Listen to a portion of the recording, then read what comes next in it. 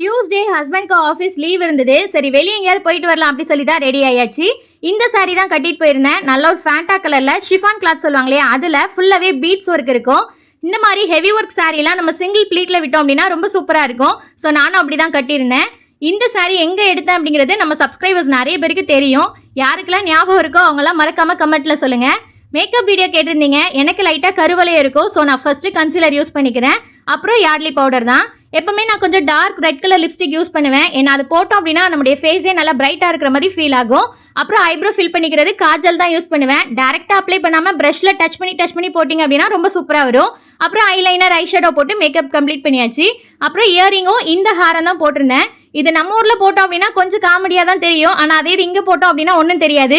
ஏன்னா இங்குள்ள மகாராஷ்டிரா மக்களும் இந்த மாதிரிலாம் நிறைய போடுவாங்க. அதுவும் இல்லாமல் இந்த சாரிக்கு எனக்கு கொஞ்சம் மேட்ச் ஆகிற மாதிரி ஃபீல் ஆச்சு. ஸோ போட்டுக்கிட்டேன். அப்புறம் எப்பவும் போல தலை கட்டிட்டு பூவெல்லாம் வச்சுட்டு சூப்பராக ரெடி ஆயாச்சு. எங்கே போனோம் அப்படிங்கிறத அடுத்த வீடியோவில் உங்களுக்கு சொல்கிறேன். வீடியோ பிடிச்சிருந்துச்சுன்னா லைக் பண்ணி சப்ஸ்கிரைப் பண்ணுங்க. பாய்.